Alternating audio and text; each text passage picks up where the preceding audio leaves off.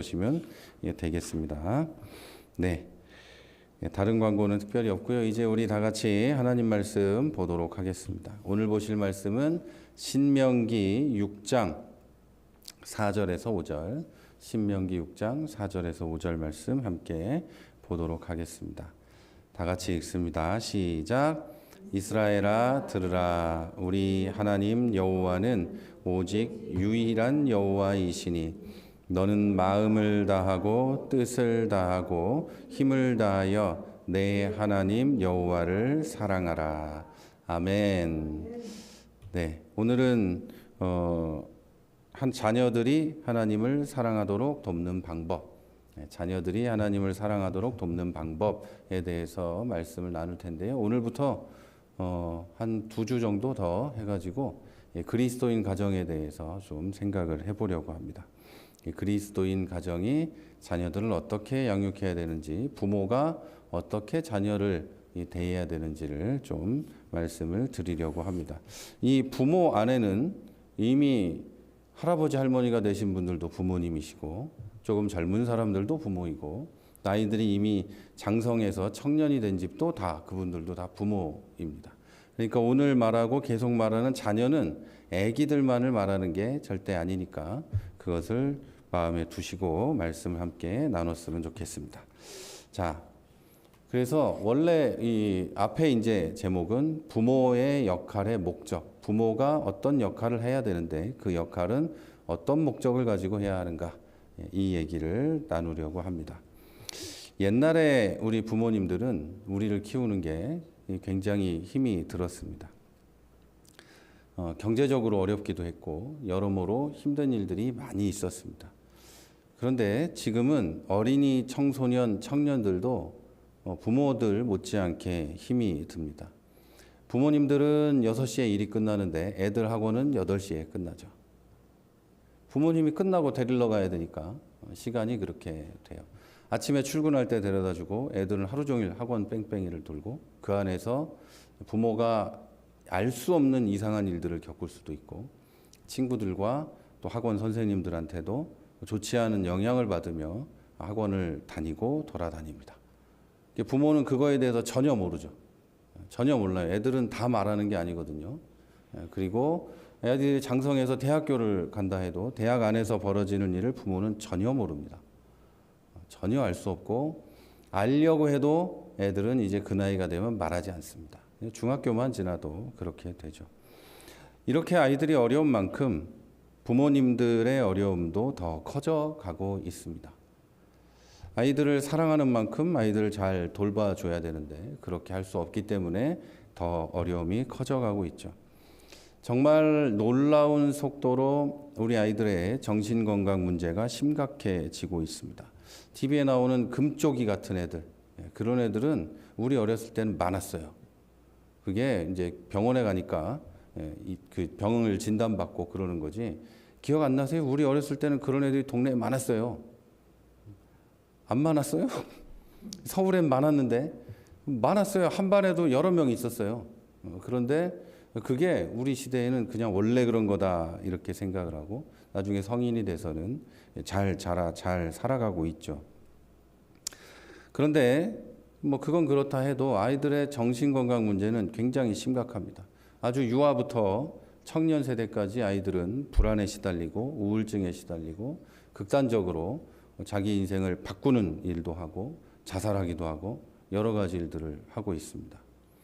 학업과 친구 관계에서 심지어 게임 속에서도 불안과 우울에 빠집니다. 인스타그램은 나는 왜 이렇게 못난 나를 생각하게 만들거나 반대로 나르시시즘에 빠진 아이들을 만들어냅니다. 내가 최고야 이런 애들을 만들어내죠. 그걸 하루 종일 들여다보면서 다 꾸며진 거짓된 이야기들을 보면서 나는 왜 이렇게 살고 있지? 하면서 그런 삶을 꿈꾼다거나 이런 인생들을 살아가게 되죠. 스티브 잡스가 애플에 돌아가신 이제 고인이 된 CEO죠. 스티브 잡스가 스마트폰을 만들어 놓고 그리고 세상을 바꾸고 난 뒤에 우리 아이들의 정신건강은 더 극심하게 어려워지고 있습니다. 부모가 통제하기 어려운 상황에 와 있다는 거죠. 옛날에는 TV만 꺼도 됐는데 이제는 TV만 꺼서는 안 되는 거예요. 손에 들린 그걸 뺏어야 하는데 그걸 뺏으면 아이들은 인생을 다 잃은 것 같은 표정을 지으며 그게 벌이 되죠. 스마트폰을 하루 압수했다가 그 아이에게는 징계가 되고 벌이 되는 참 이상한 세상이 되어 있어요. 이렇게 세상은 점점 부모 노릇하기 어려워지고 또 기독교인 가정에서도 아이들을 바르게 양육하기가 더 어려워지고 있습니다.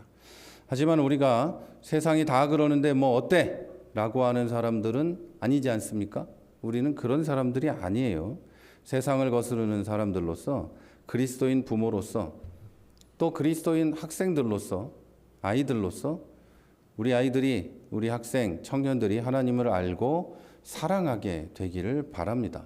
우리 아이들이 그냥 이렇게 자라다가 그냥 뭐 어떻게 되겠지 이런 생각을 하는 건 아니잖아요. 마음속으로 우리 아이들이 우리 자녀들이 하나님을 사랑하는 자녀가 되기를 바랄 겁니다. 그래서 오늘은 자녀들이 하나님을 사랑하도록 돕는 방법을 말씀드리려고 합니다. 자, 오늘 본문은 신명기 6장에 있는 흔히들 쉐마라고 하는 말씀입니다. 쉐마는 유대인이 아침 저녁으로 외우면서 기도하던 말씀이고 집안에 문설주에 박아놓고 옷에 새겨놓고 뭐 그냥 여기저기 다 새겨놓으며 항상 바라보던 말씀이에요. 늘 외우는 말씀이었죠. 자, 이 말씀이요. 이스라엘아 들으라. 여기 다음부터예요. 우리 하나님 여호와는 오직 유일한 여호와시니 너는 마음을 다하고 뜻을 다하고 힘을 다하여 내 하나님 여호와를 사랑하라. 이 말씀이에요. 이 말씀에는 굉장히 중요한 메시지들이 들어있어요. 우리가 믿는 우리 민족의 하나님인 여호와는 유일한 여호와다. 유일하신 분이다. 둘이 없다. 유일신 사상을 말하고 있는 거예요. 다른 신은 없다. 다른 것들은 사탄의 하수인일 뿐이다. 신은 오직 하나님 한 분이시다. 이걸 말하는 거예요. 그리고 너는 그렇기 때문에 마음을 다하고 뜻을 다하고 힘을 다해서 내 하나님 여호와를 사랑하라. 이걸 가르치고 있는 거예요. 이걸 온 집안에 다 붙여놨다는 거예요. 이스라엘 사람들은. 자, 그리고 이 말씀은 우리에게도 정말 중요합니다. 우리 자녀들을 양육할 때도 이렇게 해야 되기 때문이에요. 그리고 이어지는 말씀에는 어떤 얘기들이 있냐면 집에서도 길에서도 누워서도 일어나서도 이 말씀을 자녀들과 강론하고 토론하라고 써 있어요. 자, 오늘 너는 어떻게 하나님을 사랑했니? 오늘 너는 어떻게 하나님하고 잘 지냈니? 이 이야기를 아침부터 밤까지 자고 일어나면서부터 잠자리에 들 때까지 하라고 얘기하는 거예요. 여러분, 오늘 우리는 자녀들이 하나님을 사랑하도록 돕는 방법에 대해서 이야기를 나누고 있어요. 이건 그저 그냥 문화적인 기독교인 부모가 돼서는 할 수가 없어요. 교회만 왔다 갔다 하는 나는 기독교인이라고 말만 하는 그런 부모님은 할 수가 없는 거죠. 그래서 이걸 하려면 우리의 가정이 그리스도 중심의 가정이 되어야 합니다. 다시 말해서 부모의 역할을 할 때도 그리스도를 중심에 둬야 한다는 거죠. 단순히 기독교인 부모와 그리스도 중심의 가정은 완전히 다릅니다. 우리가 기독교인으로서 기도할 수 있어요. 어려운 일이 생기면 하나님을 찾습니다. 그리고 추수감사절이 되면 감사헌금도 하고 성탄절, 부활절에는 교회 가서 참석할 수 있어요. 우리는 이걸 보고 문화적 그리스도인이라고 부릅니다. 이 말을 좀 이해하기 쉽게 말하면 며칠 있다가 이제 부처님 오신 날이죠. 석가탄신일. 4월 초파일이라고 부르죠. 그날이 되면 1년 내내 절이라고는 가지 않던 사람이 그냥 가는 사람 있죠. 절에 가가지고 그냥 한번 갔다 오고 평소에 자기가 종교가 있는 난 불교요. 근데 절에 가는 꼴을 본 적이 없는데 이날이 되면 가는 사람이 있죠. 이건 문화적 불교인입니다. 우리나라에 이제 옛날부터 불교가 있었기 때문에 이런 문화적 불교인들이 많아요. 자기 집안이 불교라 그러는데 그 집안에 가면 불교 색채가 보이는 건 하나도 없어요. 그런데 우리 집은 불교라고 하죠. 이걸 보고 문화적 불교인이라고 하고요. 이제 우리나라 기독교가 100여 년이 되다 보니까 문화적 기독교인들도 많아요. 부모 세대, 그 조부모 세대가 전부 기독교인이었기 때문에 우리 집은도 기독교야. 왜 나는 모태신앙인데? 왜? 나 기독교인이야. 얘가 교회 가는 꼴을 그 친구도 못 봤고 그 옆에 있는 친구도 못 봤고 아무도 못 봤는데 얘가 종종 간다더라. 언제? 성탄절, 부활절. 이때는 간다더라. 그리고 부모님한테 끌려서 어느 날 이제 목사님이 안수기도 해준다면 그날 간다더라. 이런 소문이 나 있는 문화적 기독교인. 그리고 그 부모도 문화적 기독교인이죠. 하지만 그리스도 중심의 가정은 마음과 뜻과 힘을 다해 하나님을 사랑하는 것이 그 가정의 목표가 되는 가정이죠. 교회에 다니는 것이 아니라 하나님을 사랑하는 거예요. 사람들은 교회에만 가면 모든 문제가 해결이 되고 그냥 다 괜찮을 거라고 믿지만 그렇지 않아요. 하나님을 사랑해야 내 영혼이 평안해지기 시작해요. 그리스도 중심의 가정이 평안하고 그리스도 중심의 가정이 하나님 은혜를 누리는 거예요. 이렇게 하나님을 사랑하는 것이 목표인 가정의 부모는 항상 하나님의 말씀을 마음에 새기고 그 진리를 자녀들에게도 새겨줍니다. 아침에 학교 가는 길에 같이 밥 먹으면서 자기 전에 하나님을 얘기합니다. 자, 이렇게 말하면 요즘의 부모님들은 너무 과하지 않습니까? 맨날 그런 얘기만 해야 돼요? 라고 생각하실 수 있지만 그리스도 중심의 가정에서 하나님은 삶의 일부가 아니에요. 주일날만 종종 만나는 그런 게 아니라 그 삶 자체입니다. 하나님이 삶의 옵션이 아니고 어려울 때 불러내는 존재도 아닌 거죠. 이것이 문화적 기독교인과 그리스도 중심의 가정이 갖는 차이입니다. 자, 이것을 기억해 두고 우리 다음으로 진행해 보겠습니다. 자, 우리 아이들은 어려서부터 여기저기서 상처를 받고 두려워하고 절망하고 우울해하고 내가 누군지 혼란스러워합니다. 애들 잘못이에요? 어른들 잘못이에요? 어른들 잘못이죠. 어른들 잘못이에요. 애들은 다 똑같이 태어납니다. 특별한 경우를 제외하곤 애들은 다 똑같이 태어나는데 부모 잘못이고 주변 어른들 잘못이죠. 여러분 금쪽이 가끔 보시나요? 저는 몇 번 봤는데 잘 보지 않고 몇 번 이렇게 봤는데 100% 부모 잘못이에요. 어느 집안을 보든. 누가 봐도 저 사람, 저 아저씨, 저 아줌마 잘못인데 잘 모르더라고요. 잘 몰라요. 이게 왜 내 잘못이냐고 생각을 해요. 여러분, 애들이 상처받고 두려워하고 절망하고 우울하고 내 자신에 대해서 혼란스러워하는 건 다 어른들 잘못이에요. 이 중에 많은 이런 것을 만드는 많은 잘못이 있지만 요즘에 적용해서 3가지만 말씀드리면 첫째, 우리는 너무 적은 위험을 감수를 하려고 합니다. 두 번째, 우리는 너무 빨리 모든 걸 구해다 줍니다. 세 번째, 우리는 너무 약한 본보기만 보여줍니다. 하나씩 얘기해 볼까요? 첫째로 우리는 너무 적은 위험만 감수하려고 해요. 우리 어릴 때 여러분 다 기억하시겠지만 우리 어릴 때 부모님들은 저녁밥 먹을 때나 우리를 찾았습니다. 아침부터 저녁 먹을 때까지 우리를 찾지 않았어요. 옆집에서 밥 얻어먹고 목마르면 수돗물 먹었어요. 그때는 생수, 정수기는 당연히 없고요. 생수 이런 거는 사기라고 했어요. 봉이 김섬달은 사기꾼이다. 옛날에 나중에 몇십 년이 지나면 물을 사 먹을 때가 온다고 누가 얘기해도 아무도 믿지 않았어요. 야, 천지에 널린 게 물인데 누가 물을 사 먹냐. 이렇게 생각했죠. 그때 부모님은 이런 말을 했어요. 항상. 맞고 다니지 마라. 사람 때리지 마라. 맞죠? 그런 말 안 들으셨나? 그리고 여러분 미국에서는 뭐라고 말하는지 아세요? 사람 죽이지 마라. 어디 가서 죽지 마라. 이게 옛날이에요. 옛날. 20, 30년 전엔 다 그런 말을 했어요. 요즘엔 규칙이 굉장히 많죠. 뭐 하면 안 돼, 뭐 하면 안 돼, 뭐 하면 안 돼, 뭐 해야 돼, 뭐 해야 돼. 자, 우리 부모님들은 우리를 정말로 사랑하셨지만 모든 위험을 피하게 해주려고 계속 옆에 있으면서 다 해주진 않았어요. 양육이라는 것은 자녀가 성인이 되었을 때 자립할 수 있게 해주는 겁니다. 혼자서 모든 것을 감당할 수 있도록 성장시키는 것을 뜻해요. 위험과 고통을 겪고 이겨낸 뒤에 성장하는 과정이 양육이라는 것에는 반드시 필요하다는 거예요. 자, 그런데 요즘은 위험과 고통을 겪지 않게 하는 것을 가장 중요한 가치로 여깁니다.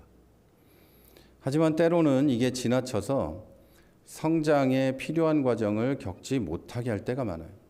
거절감을 느끼지 못하게 하고 거부된다는 것을 전혀 견디지 못하는 아이로 만들어서 여자친구랑 헤어지니까 가서 죽이죠. 거절당한 적이 없으니까. 한 번도 그런 걸 경험한 적이 없는 아이들. 부모에게도 세상에게도. 얼마 전에 걔는 수능 만점이라면서요. 한 번도 실패를 경험하지 못해 본 아이가 실패를 경험하자 자기 스스로 해결할 수 없는 거예요. 그게 애 잘못이라고요? 부모 잘못이에요. 그렇게 키운 부모 잘못이지 애 잘못이 아니에요. 그건. 물론 성인이기 때문에 책임을 져야 되겠지만 어려서부터 그렇게 컸을 거예요. 여러분 회사 면접에 부모님이 따라간다는 얘기 들어보셨나요? 회사에서 애가 잘못하면 분명히 성인이고 회사에 들어왔는데 애가 잘못해서 혼내면 부모님한테 전화 온다는 얘기 들어보셨나요? 못 들어봤어요? 들어보셨죠? 그런다니까요, 여러분. 애가 분명히 성인이고 회사에 들어와 있는데 뭐라고 하면 엄마가 전화가 온다니까요. 애가 이만저만해서 그렇게 했어요. 애가 늦으면 엄마가 전화 와요. 애가 전화하는 게 아니고. 성인인데 엄마한테 전화 와서 우리 애가 오늘 뭐하고 뭐 하느라고 늦었어요. 죄송해요. 이런다는 거예요. 여러분 제가 군대에 있을 때는 우리 어머니하고 가족들은 다 미국에 있었기 때문에 우리 가족은 한 번도 면회 오지 않았어요. 한 번도. 뭐 편지 한 번, 두 번 왔나? 하나도 아무렇지도 않았어요. 그런데 요즘에는 군대에도 전화한답니다. 군대에 전화해요. 그리고 부모님들이 애들이 군대에서 뭐 하는지 알 수 있는 뭐 홈페이지가 있대요. 거기서 어디 갔는지 뭐 하는지를 알 수 있대요. 옛날도 아니에요. 불과 얼마 전까지만 해도 부모는 애가 군대 가면 없는 자식이었어요. 휴가 나와야 보는 거예요. 자, 여러분 회사는 유치원이 되고 군대는 보이스카웃이 됐어요. 여러분 보이스카웃도 맨날 집에다 알려주지 않아요. 문제는 아이들을 고통과 실패에서 보호하려는 노력이 오히려 아이들의 경험과 자신감을 빼앗고 있다는 거죠. 스스로 아무것도 해보지 않았기 때문에 아이들은 자신감이 없어요. 내가 해서 성취하지 않았기 때문에 자신이 없죠. 엄마 아빠가 하라는 대로 해서 밀고 쭉 가서 실패 없이 선생님과 대화하는 거, 내 친구들과 대화하는 것도 다 부모님이 해줬고, 남자라면 군대 가서 고참과 상사들과 대화하는 것도 부모님이 해줬고, 이렇게 자라다 보니까 스스로 할 수 있는 게 없고 자신감이 없어요. 기독교인 가정은 여기에 더해서 더 심각해요. 기도도 애 대신 해주고 성경도 대신 읽어주고 예배도 대신 드려줍니다. 오늘은 엄마가 예배 대신 드려주니까 너는 공부해. 오늘은 아빠가 헌금했으니까 너는 안 해도 돼. 이러고 있죠. 혼자서는 아무런 신앙생활도 해본 적이 없이 성인이 되는 순간 교회를 떠나버립니다. 세상을 살아갈 능력도 없는 애가 결국은 신앙생활도 스스로 못하고 하나님을 사랑하거나 믿는 능력도 없는 아이가 돼버립니다. 그리고 나서 부모가 나중에 너 교회 가야 되지 않니 하면 이상한 얼굴로 쳐다보죠. 엄마가 대신 가면 되잖아. 아빠가 대신 하시면 되겠네요. 이런 얼굴로 쳐다보고 나는 오늘 놀러 가야 돼요. 이렇게 나오는 거죠. 그런 아이들은 성탄절, 부활절에는 와서 앉아있죠. 왜요? 이건 좀 가줘야 되니까 내가 엄마 아빠 얼굴 생각해서 이건 좀 내가 가야 되니까 그래도 가주는 거예요. 평소에는 엄마 아빠가 대신해 주죠. 왜 그럴까요? 부모가 신앙생활에서도 일상에서도 너무 적은 위험만 아이에게 감수하게 하기 때문이에요. 숙제 대신해 주는 집 많죠? 공부도 대신해 주는 거예요. 그건 결국. 숙제 안 하면 그냥 가야죠. 숙제 안 했으니까. 가서 혼나보고 늦으면 늦게 가서 혼나보고 해야죠. 알아서. 학교 가기 싫으면 안 가야죠. 가지 마 그럼 오늘. 대신 내일 가서 혼나는 건 알아서 해야죠. 여러분 그게 위험을 감수하게 하는 겁니다. 자, 두 번째로 우리는 너무 빨리 구해주고 모든 문제를 해결해 줍니다. 저도 이건 잘못한 게 많아요. 우리 예비 씨가 잊어버린 게 있으면 저는 괜찮다고 하고 찾아주고 필요한 건 만들어서라도 줍니다. 하지만 제 어머니는 제가 초등학교 1학년 때인가 학교에서 놀다가 잠바를 놓고 왔어요. 그때 찾아다 주시거나 뭐 하지 않았어요. 혼내면서 가서 찾아와라. 해 떨어진 다음이에요. 그리고 그때가 학교가 옛날 학교는 가깝지 않았죠. 수십 분씩 걸어가야 되는데 가서 찾아오라 그랬어요. 그리고 가서 찾아오게 되면 앞으로는 안 잃어버릴 거라고 했죠. 저는 아직도 그날 정글짐에 걸려있던 그 잠바를 잊어버리지 않습니다. 거기 걸려 있었어요. 어릴 때 제가 성격이 급해서 문제가 좀 있으니까 어머니가 일부러 얇은 실을 꽁꽁 묶어가지고 엉키게 만든 실타래를 주면서 풀으라 그랬어요. 이걸 다 풀고 나면 급한 성격이 좀 좋아질 거라고. 여러분, 내가 한 행동에 대한 결과는 좋은 선생님이 되는 겁니다. 어른이 되면 큰 사고를 칠 수 있지만 아이들이 한 행동에 대한 결과는 좋은 선생님이에요. 학교에 가서 친구들을 때리고 괴롭히면 벌을 받아야죠. 부모가 쫓아가서 우리 애는 그런 적이 없다고 말하고 막 그러면 그 애는 나중에도 나쁜 사람이 될 수밖에 없죠. 어렸을 때부터 벌 받고 혼나야 돼요. 자녀들이 행동에 따른 결과를 경험하지 못하게 하면 좋은 교훈을 배울 기회를 스스로 부모가 빼앗아 버리는 거예요. 갈라디아서 6장 7절이 분명하게 이렇게 말합니다. 스스로 속이지 말라. 하나님은 조롱받지 아니하시나니 사람이 무엇으로 심든지 그대로 거두리라. 그대로 심으면 그대로 거두게 돼 있어요.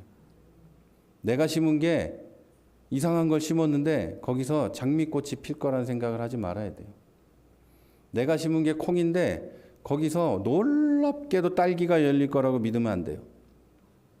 내가 콩을 심었으면 잘하면 콩이 나는 거예요. 잘해야.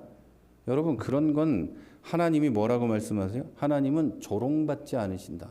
거짓말하지 말아라. 심으면 그대로 거둬야 된다.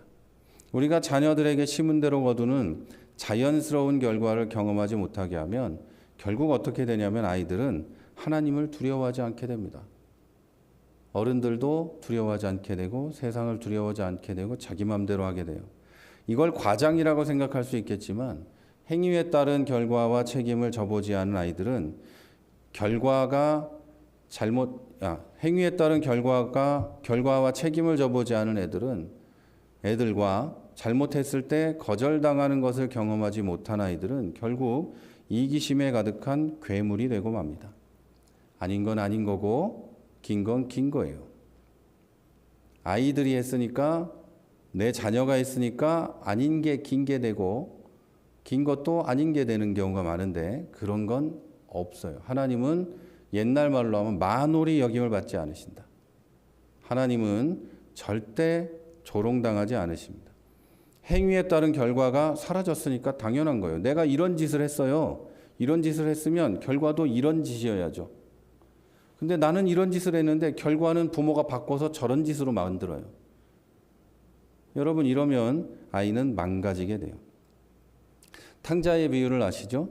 이 비유에서 정말 중요한 부분이 있는데 그걸 여러분이 좀 아셔야 돼요. 여기에 나오는 아들은 멀쩡히 살아계신 아버지한테 가서 나는 이제 당신이 필요 없어요. 그러니까 죽으면 줘야 되는 유산을 미리 내놔요. 이렇게 말합니다. 세상 이런 한국말로 어떤 욕을 해도 이 애는 진짜 나쁜 인간이에요. 그죠? 우리 중에 누가 살아계신 부모님에 가가지고 난 당신이 필요 없으니까 돈 내놔요. 이렇게 말하는 사람이 있어요. 그런데 그 아버지는 이 아들에게 유산을 줍니다. 그렇게 받은 유산을 가지고 신나게 놀다가 삶은 망가지고 죄에 빠져서 완전히 무너지고 돼지밥도 못 얻어먹는 신세가 됐어요. 그리고 사랑이 많은 아버지는 그 아들에 대해서 어떻게 하셨죠? 가능한 자기가 할 수 있는 모든 사랑과 은혜로 돌아온 아들을 맞이했어요. 하지만 아버지는 아들을 구해주진 않았어요. 찾아가서 가자. 아버지가 이제 다시 너를 어떻게 해줄게. 우리 집엔 돈이 많지 않니? 이렇게 데리고 오지 않았다니까요. 아들이 회개하고 결과를 책임지고 그거에 대해서 아버지 앞에 와서 용서를 빌고 돌아올 기회를 줬어요. 그리고 아버지는 그 아들을 맞이해 줬죠. 지금까지보다 더 큰 사랑으로 맞이해 줬어요. 여러분, 이게 굉장히 중요한 포인트예요. 부모는 아이들을 당연히 구해줘야 되겠죠. 그런데 결과에 책임진 뒤에 구해줘야 돼요. 결과에 단 한 번도 책임지지 않았는데 결과의 책임을 부모가 다 져요. 아니에요, 그거는. 그럼 아이는 결과에 책임지지 못하고 학습되지 못한 상태로 몸만 커가지고 어른이 돼요. 자, 이런 걸 보고 어른아이라고 불러요. 심리학 용어로. 그냥 애예요. 그냥 애라니까요. 그냥 몸만 커 있는 거예요. 어떤 행동을 하든 몸만 커 있어요. 자, 세 번째로 우리는 너무 약한 본보기를 보여줍니다. 여기 계신 모든 부모님들께 말씀을 드립니다. 우리가 예수님에 대한 믿음을 진지하게 받아들이지 않는다면, 내 삶에 진지하게 적용하지 않는다면, 예수님의 영광을 위해 살아가는 모범을 진지하게 보여주지 않는다면 우리 자녀들이 그렇게 할 거라고 기대할 수 있을까요? 내가 그러지 않는데 내 자녀가 그럴 거라고 생각합니까? 부모의 역할을 수행함에 있어서 중요한 것은 말이 아니라 보여주는 거라는 걸 이제 우리나라의 모든 국민은 알고 있습니다. 자녀들은 부모를 보고 따라합니다. 보는 것을 따라하죠. 다시 말해서 여러분이 하는 걸 따라합니다. 애고 어른이고 자녀는 부모를 보고 그대로 따라합니다. 아들도 딸도 부모가 하는 걸 그대로 보고 따라하고 그대로 말합니다.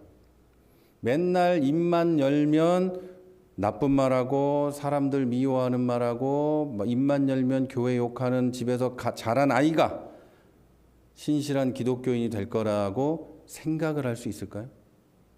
부모가 둘이 앉아가지고 항상 그런 말 합니다. 교회가 썩어 빠졌고 교회는 나쁘고 하나님이 어딨냐, 이런 게 무슨 소용이냐, 이런 말 하는 거 애가 맨날 들었어요. 그 애가 나중에 자라서 자연스럽게 교회에 가서 하나님께 찬양하고 영광 돌릴 거라고 누가 기대할 수 있겠어요? 당연히 안 그러겠죠. 부모가 맨날 고주망태가 돼가지고 둘이 앉아가지고 소주를 2병씩 먹고 밥 먹고 있는 집에 애가 나중에 알코올 중독자가 안 되리라고 누가 생각할 수 있겠어요? 이건 진리죠. 당연한 거죠.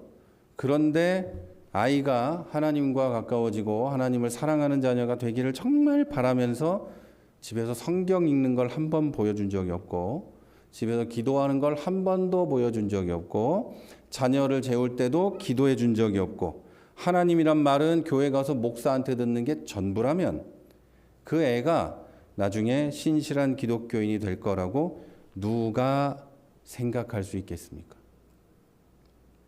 한국 교회 성도들이 굉장히 나쁜 점이 하나 있는데요. 여러분, 교회에다가 아이들 양육을 다 맡겨버린다는 거예요. 그래서 요즘에 교회를 선택하는 데 있어서 가장 중요한 게 주일학교래요. 왜 그럴까요? 아이들을 교회에다 싹 다 맡겨놓고 나는 신경 쓰지 않고 싶기 때문이에요. 사실 주일학교는 교회 와서 30분, 1시간 있는 거고, 집에서 부모가 하나님에 대해서 이야기하고 키우는 게 훨씬 긴 시간이고 중요해요. 그런데 교회에다가 맡겨놓고 우리 애가 잘못되면 교회 목사님, 전도사님 보고 당신이 애를 잘못 가르쳐서 이런 거 아닙니까? 이렇게 하소연하고 따지게 되죠. 자, 여러분, 다른 모든 것은 부모님을 따라서 한다고 생각하면서 왜 신앙은 목사님, 전도사님 따라 할 거라고 생각하십니까? 그럴 리가 없죠. 100% 부모님 따라하는 겁니다. 여러분, 세상에서 방황하다가 나중에라도 교회에 돌아와서 하나님을 섬기는 집은 결국 부모님 중에 한 분이라도 어려서부터 신실하게 하나님 섬기는 모습을 보여줬기 때문에 자녀들이 나중에라도 하나님 앞에 돌아오는 거예요. 그걸 보지 못한 애들은 돌아오지 않아요. 이걸 보여줘야 돼요, 여러분. 자, 여러분, 아이들이 하나님과 멀어지게 하고 다시는 하나님을 찾지 않게 하는 정말 빠르고 좋은 방법은 여러분이 기독교인처럼 안 사는 겁니다. 우리는 예수님을 믿는 가정이라고 선언하면서 기도도 안 하고 성경도 안 읽고 헌금도 안 하고 용서도 안 하고 이웃을 섬기지도 않고 교회도 섬기지도 않고 그렇게 살면, 말과 행동이 그렇게 다르면 우리 자녀들은 하나님에게서 빠르게 도망칠 거예요. 성경적인 표현으로 하면 이걸 보고 외식하는 거다, 이런 거예요.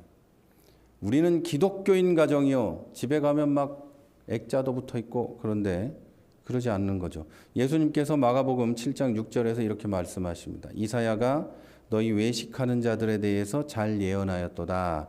기록하였으되 이 백성이 입술로는 나를 공경하되 마음은 내게서 멀도다. 입술로는 그러는데 마음은 뭐니까? 마음에 있는 게 행위로 나오니까 이런 말을 한 겁니다. 여러분, 우리는 완벽하지 않겠죠. 당연하죠. 아무리 애써도 부족합니다. 그러나 일관되게 항상 변함없이 예수님을 믿는다고 주장하면서 또 일관되게 예수님 믿는다는 주장과 반대로 살면 자녀들은 100% 하나님을 멀리하게 될 겁니다. 이거는 진리예요, 진리. 여러분, 애들을 책을 많이 읽는 아이가 되게 하려면 어떻게 해야 되죠?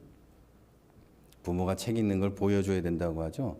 아이들이 공부를 하게 하려면 어떻게 해야 된다고 하죠? 부모가 공부를 해야 된다고 하죠. 근데 왜 신앙은 안 그럴 거라고 생각하시는 거예요? 그리스도를 따르는 신앙생활도 당연히 그렇습니다.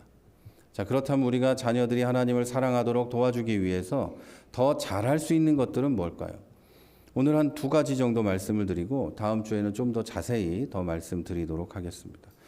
노출의 법칙이라는 게 있습니다. 어떤 것에 많이 노출되면 따라하고 비슷해집니다. 아이들에게 누구와 무엇을 노출시키는가가 그들이 어떤 사람이 되고 무엇을 믿는지를 결정한다는 거죠. 오늘은 이 중에서 무엇에 대해서 한번 얘기를 해보려고 해요. 자녀들이 기독교 신앙과 어긋난 가치관 속에 지속적으로 노출되면 반드시 하나님하고 멀어집니다. 하지만 영적 성장에 도움이 되는 사람과 경험에 노출시키면 하나님을 믿고 사랑하는 환경으로 만들어줄 수는 있습니다. 이미 청소년이 됐든 성인이 되었든 부모로서 이 환경은 제공해 줄 수 있어요. 구체적으로 2가지가 있습니다. 첫째, 자녀들에게 하나님을 개인적으로 알고 만나는 기쁨을 보여줘야 돼요. 하나님을 믿고 예배하고 때로는 하나님께 책망을 받고 아픈 일도 겪고 변화되는 기쁨과 하나님의 능력과 하나님의 권능과 하나님만 주시는 평안을 자녀들에게 경험하게 해야 돼요. 부모가 먼저 경험하고 이런 거다라는 걸 보여주고 같이 해야 돼요. 부모로서 이걸 보여주고 자녀들도 그것을 경험하게 해야 돼요. 원하게 해야 돼요. 근데 교회만 갔다 오면 우거지 죽상을 하고 오늘 교회에서 이런 일이 있었어, 슬픈 일이 있었어, 자녀들에게 맨날 그걸 들려주면 자녀들은 어떤 걸 마음에 새길까요? 교회 가면 안 돼. 도망쳐야 돼. 교회는 힘든 곳이야. 어른이 되면 교회 가면 안 되는 거예요. 도망가야 돼. 여러분, 목사님 자녀들이 교회 안 다니는 경우가 많죠? 집에서 맨날 그런 말 해서 그래요. 집에 가가지고 사모님하고 목사님 둘이 앉아가지고 오늘 김 장로가 나한테 이랬어. 오늘 김 집사가 나한테 이랬어. 사모님은 아유 저기 김 권사님도 나한테 그랬는데 도저히 나는 살 수가 없어. 내가 돈만 있으면 교회 당장 때려치는 건데. 다른 일을 하면 이건 못할까? 애들이 맨날 그걸 옆에 앉아 들었어요? 애들은 교회 나중에 어른 되면 안 가는 거예요. 왜? 교회는 그런 곳이니까 아이들한테. 그런데 어른들이 돼가지고 집에 가가지고 그 얘기 속의 주인공이 되는 김권사, 누구누구 다 앉아가지고 집에 가서 그런 얘기를 해봐요. 그 집의 자녀들은 또 가겠어요? 지금 한국 교회에 아이들이 없고 청소년이 줄어드는 이유가 이것도 거기에 포함이 돼요. 그런 얘기는 둘이 조용히 해요. 조용히. 기분 나쁠 수 있죠. 그럼 조용히 둘이 이렇게. 아이들이 있는 데는 절대. 아이들이 있는 데서는 하나님 믿고 예배하고 책망받고 변화되는 기쁨과 하나님의 능력과 평안과 놀라운 하나님 은혜를 말해야 되는 거예요. 그게 없는 건 아니잖아요. 그게 대부분이고 불만도 좀 있는 거죠. 근데 그 많은 것들을 먼저 말해야 돼요. 자녀들에게 내가 하나님을 알고 만나고 변화된 걸 보여주어서 자녀들도 그 놀라운 기쁨을 알게 해야 돼요. 그러면 자녀들이 원하게 될 거예요. 말로는 자녀들을 설득하지 못합니다. 이미 초등학교 5학년 이후로는 말로는 설득 못해요. 대화가 안 돼. 우리 딸 키우는 우리 친구 목사들 얘기 들어보면 중학교 1학년, 2학년쯤 되면 집에 외계인이 하나 살고 있다. 완전히 남이다. 이렇게 말하던데요. 자, 그러면 어떻게 이걸 보여줄 수 있을까요? 자녀들에게 하나님을 개인적으로 알게 하는 가장 좋은 방법은 그들이 하나님에 대해서 이야기하고 싶어 할 수 있는 환경을 만들어주는 겁니다. 그래야 하나님을 아는 것이 의무가 아니라 하고 싶어 하는 게 될 수 있기 때문이에요. 다시 말해서 부모가 강요하는 게 아니라 하나님을 말하는 것이 자연스럽고 하고 싶은 일이 되는 거죠. 조금 더 말하면, 조금 더 자세히 말씀드리면 그리스도 중심 가정에서 우리가 해야 하는 것은 하나님, 예수님, 성령님, 교회, 믿음, 봉사, 헌신, 그리스도 제자의 삶에 대해서 이야기하는 것이 정상적이고 흔한 주제이고 집에서 항상 하는 얘기고 그걸 얘기할 때 집에 기쁨이 있고 이런 주제로 만들어야 한다는 거예요. 자녀들이 성공하고 실패할 때도 가장 일상적인 일에도 하나님을 연결해 주는 거죠. 맛있는 피자나 치킨을 먹을 때 부모님은 속으로 기도하고 먹고 아이들은 그냥 막 뜯어 먹고 이렇게 하지 마시고, 우와, 우리 집은 피자에 치즈 크러스트를 추가할 수 있는 집이요. 치킨을 먹으면 우리는 치킨을 한 마리가 아니라 2마리나 시켜 먹을 수 있어. 하나님 은혜야. 이런 말을 하거나 이렇게 기도하는 거죠. 또 자녀들이 시험을 못 보거나 취직에 실패하거나 인간관계에 실패했을 때, 또 원하는 것을 다 이루지 못했을 때, 다 잘 될 거요. 열심히 해봐. 이렇게 말하는 게 아니라, 나도 엄마도 아빠도 슬퍼. 하지만 넌 정말 열심히 했잖아. 성경대로 정정당당하게 열심히 최선을 다해서 하나님 믿는 사람의 모습을 보여줬어. 한번 실패했지만 하나님은 네가 이렇게 했기 때문에 앞으로는 더 능력을 주시고 성공하게 해줄 거야. 이렇게 말할 수 있어야죠. 이렇게 일상적인 대화에서 하나님에 대한 이야기가 오가는 자연스러운 환경을 만들어줘야 됩니다. 책을 읽어도 하나님은 이 책에 대해서 어떻게 생각하실지 이야기해 줘야 되고, 시험을 봤는데 못 봤어요. 못 볼 수 있지. 이놈의 자식이 시험을 못 봤네. 정신을 못 차렸네. 이러지 말고, 다음에는 우리 기도하면서 하나님께 은혜를 구하며 조금 더 집중할 수 있게 하면서 시험을 보고 공부해 볼까? 이렇게 말해야죠. 자, 이게 왜 그렇게 중요할까요? 그냥 아이들을 기독교식으로 세뇌하는 거라고 생각하실 수 있지만 그런 게 아니에요. 여러분, 언젠가 여러분의 자녀들이 하나님에 대한 질문이 생길 때, 인생에 대한 질문이 생길 때 여러분을 찾아올 수 있기 때문이에요. 인생이 일어나는 일들에 대해서 하나님을 연결해서 계속 말씀해 줬기 때문에 문제가 있을 때, 하나님에 대해 궁금할 때 여러분을 찾아와 얘기할 수 있기 때문이죠. 아이들이 힘들고 어려울 때 여러분께 찾아와서 엄마, 아빠, 지금 나는 잘하고 있는 거예요? 나는 왜 지금 힘들지? 난 열심히 했는데 좀 어려운데?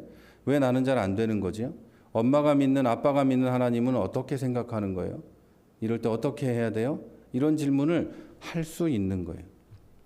여러분은 이미 끊임없이 인생과 하나님에 대해서 얘기했기 때문에 자녀들은 인생과 하나님에 대해서 여러분에게 물어볼 수 있는 거예요. 다른 곳보다 여러분이 더 안전하지 않겠습니까? 그렇죠? 아기들만이 아니라 이미 성인이 되고 완전히 장성한 아이들이라고 해도 여러분 부모님이 얘한테 더 안전한 곳 아니겠어요? 친구가 아니고? 술 한잔하면서 친구한테 물어보는 게 더 안전하겠습니까? 여러분한테 와서 얘기하는 게 더 안전할까요? 당연히 여러분하고 대화하는 게 안전하겠죠. 자, 여러분, 하나님에 대해서 늘 말하는 여러분이 가장 안전한 곳이에요. 여러분이 예수님을 잘 믿기 때문에, 여러분이 부모이기 때문에 여러분이 자녀들에게는 가장 안전한 곳이죠. 또 여러분의 자녀들이 하나님을 아는 기쁨을 누리게 하고 싶다면 하나님과 대화하는 것에 노출시켜 놔야 돼요. 그 기쁨이 하나님과의 만남에서, 관계에서 오기 때문이죠. 부모로서 여러분은 기도하는 사람의 본을 먼저 보여줘야 합니다. 먼저 하나님께 얘기하고 귀를 기울이셔야 돼요. 그리고 말씀을 들어야 됩니다. 이렇게 본을 보여주면 자녀들은 따라하게 돼 있습니다. 그렇게 간접적인 믿음이 결국 직접적인 믿음으로 성장해 가는 것이죠. 그러면 자녀들은 여러분 때문에 교회를 다니는 게 아니라 결국 하나님을 아는 기쁨을 경험했기 때문에 교회에 다니게 될 거예요. 자, 이제 두 번째로 자녀들에게 교회에서의 하나님의 임재와 능력을 보여줘야 합니다. 시편 91편 13절은 이렇게 노래합니다. 이는 여호와의 집에 심겼으며, 나무가 심기듯이 심겼으며 우리 하나님 뜰 안에서 번성하리로다. 우리 한번 같이 따라해 볼까요? 이는 여호와의 집에 심겼으며, 여호와의 집에 심겼으며 우리 하나님의 뜰 안에서 번성하리로다. 하나님의 뜰 안에서 번성하리로다. 만약에 여러분이 그저 기독교 가정이라면 내 스케줄에 맞을 때 교회에 가는 겁니다. 저는 이걸 문화적 기독교인이라고 봐요. 그러나 그리스도 중심의 가정이라면 여호와의 집에 심겨져 있는 겁니다. 그리고 심겨져 있는 자들은 말씀에 뭐라고 해요? 하나님의 뜻 안에서 번성하는 거예요. 자, 이제 여러분 스스로 생활을 돌아봅시다. 마음속으로 생각을 해보죠. 여러분 가정에서는 무엇이 선택사항이 아닌가요? 대부분 가정에서 애들이 학교에 가거나 일하러 가거나 공부하는 건 선택이 아닙니다. 무조건 해야 되는 거죠. 숙제도 업무도 선택이 아닙니다. 또 아플 때 병원에 가는 것도 선택이 아니죠. 치과 같은 건 죽어도 가기 싫지만 가야 되죠. 나중에 수백만 원이 깨지기 싫으면 오늘 가서 5만 원 내야 되는 거죠. 치과가. 치과는 선택이 아니에요. 무조건 가야 돼요. 그런데 대부분 가정에서 교회 가는 건 선택입니다. 그죠? 부모님들이 이번 주일에 교회 갈래? 이렇게 물어봅니다. 애들한테. 왜 물어볼까요? 마음속에 네가 안 가면 나도 안 가면 좋겠는데. 네가 안 가면 교회 끝나고 내가 놀러 갈 수 있는데. 이런 마음으로 물어보는 거예요. 애 마음을 존중해서 그런 거 아니에요. 때로는 자녀들이 오늘 교회 가야 돼요. 교회 주일학교 학생들, 청년들 뭐 행사가 있어요. 난 가야 돼요. 이렇게 말해도 부모가 이번 주에 꼭 가야 되니? 내일부터 시험인데? 이렇게 말합니다. 저는 이런 말하는 장로님, 권사님들 정말 많이 봤어요. 전화해보면 왜 안 왔니? 그럼 엄마가 가지 말라던데 그 엄마 교회 권사님이에요. 교회 밥하고 있어. 엄마가 가지 말랬대. 왜? 내일부터 시험이라고요. 걔 집에서 공부할 것 같아요? TV 보고 놀아요. 교회 가던 시간에 공부하는 애 한 명도 못 봤어요. 제가 주일학교 청년 학생들 경력만 20년이 넘어요. 한 번도 못 봤어요. 한 번도. 그리고 그렇게 공부 잘하는 애도 못 봤어요. 자, 일주일 동안 중요한 것이 모두 논의의 대상이 아니었어요. 학교 가는 거, 공부하는 거, 학원 가는 거, 뭐 일하는 거 한 번도 논의의 대상이 아니었는데 하나님에 대한 믿음과 사랑을 표현하는 주일 예배는 매주 그 집안의 논의와 토론의 대상이에요. 갈까? 가야 되니? 어떻게 하면 좋니? 일하러 갈 때, 학교 갈 때 조금만 늦게 일어나도 집안이 난리가 나는데 교회 갈 때는 좀 늦게 일어나면 잘 됐네, 안 가면 되겠네. 이렇게 생각하죠. 가끔은 논외로 해두고 아예 이번 주는 안 가는 거야. 이렇게 선언을 해두죠. 엄마 아빠가 좀 피곤하니까 이번 주는 가지 말자. 이렇게 선언해버리죠. 저는 모태신앙으로 태어나서 지금까지 이번 주에 교회 갈까라는 질문을 들어본 적도 없고 제 아이한테 한 적도 없어요. 제가 목회자 가정에서 태어났고 지금도 목사라서가 아니고 예수님의 제자이기 때문이고 그리스도 중심이기 때문이에요. 이건 목사하고는 아무 상관이 없는 거예요. 여러분, 이 성도들 중에도 이런 생각 해본 적 없는 사람 많아요. 내가 일주일 동안 일을 안 가고 주일날 교회 가가지고 주일 예배를 드려야 한다. 몸이 아픈데 일주일 동안 일하다가 너무 지치면 주일날 교회를 못 갈 수 있어. 그렇기 때문에 나는 일주일 동안 휴가를 낼 거야. 이런 사람들도 봤어요. 그런데 여러분, 내가 몸이 아프니까 일주일 동안 열심히 일하고 주일날은 쉬어야 되겠다. 다 그렇게 생각하죠. 하나님이 뭐라고 생각하겠어요? 그럼 나도 일주일 동안 너 쉴 거야. 너를 돌보지 않겠어. 그러진 않으시지만 그럴 수도 있다. 여러분이 하나님을 그렇게 생각하니까. 자, 또 이럴 때 어릴 때 생각도 한번 오늘 말씀을 준비하면서 돌아봤어요. 저는 교회에 끌려간 적이 한 번도 없어요. 우리 어머니는 저를 교회에 끌고 간 적이 없다는 얘기예요. 교회 가야지 한 적이 없어요. 왜? 먼저 가셨으니까. 시간 되면 알아서 가야 되는 거예요. 가기 싫으면 안 가면 되는 거예요. 그러나 한 번도 교회에 끌려간 적이 없어요. 제가 교회와 하나님을 섬기면 그곳이 내 교회지 우리 어머니 아버지 교회가 아닌 거예요. 내 교회고 끌려가는 게 아닌 거예요. 저만 그럴까요? 여러분의 자녀들을 교회에 데리고 온다고 생각할지 모르지만 아이들이 이 교회를 섬기면 우리 모자이크 교회는 그 아이들의 거예요. 엄마, 아빠, 할아버지, 할머니는 내 교회라고 생각해서 자녀들이 왔으면 좋겠다, 데리고 와야 되겠다 생각할지 모르지만 아이들에게는 결국엔 여기가 자기 교회예요. 정말로 그렇다면 아이들은 여러분이 다른 곳에 갈 때 여기가 자기 교회가 되면 아이들은 여러분이 다른 곳에 가더라도 교회 예배를 놓치고 싶지 않을 거예요. 엄마, 아빠, 난 교회 가야 되는데? 이렇게 생각할 거예요. 분명한 건 여러분이 교회보다 다른 것을 우선시하든 반대로 교회를 더 우선시하든 자녀에게 여러분이 뭘 소중하게 생각하는지를 보여주고 있다는 겁니다. 그럼 여러분은 어떤 걸 보여주고 계실까요? 자, 이렇게 말씀드리니까 조금 부담이 생기시죠? 나는 혹시 문화적 기독교인인가? 내 아이들에게 좋은 걸 보여주고 있나? 이런 생각이 들 수도 있어요. 그렇다면 그리스도 중심의 사람으로 그런 가정으로 변화될 기회가 온 겁니다. 자, 우리의 자녀들은 초등학생부터 성인, 장성한 어른들까지 다양합니다. 이 자녀들이 여러분이 아닌 하나님을 의지하도록 해야 합니다. 자녀들에게는 부모님이 필요하지만 하나님이 더 필요합니다. 그러니까 자녀들에게 하나님을 만나는 기쁨을 주고 자녀들을 영원히 함께 하시며 은혜로 돌봐주실 하나님을 보게 해야 합니다. 그리고 여러분의 가정이 정말 그리스도 중심의 가정이 되고 하나님의 기쁨과 평안을 누리는 항상 그 기쁨 안에 있는 가정이 되기를 바랍니다. 그래서 언젠가는 여러분의 자녀들이 어버이날 때쯤 찾아와가지고 낳아주셔서 감사합니다로 끝내는 게 아니고 부모님 때문에 하나님을 알게 됐어요. 고맙습니다. 이렇게 고백할 수 있게 되기를 주님의 이름으로 축원합니다.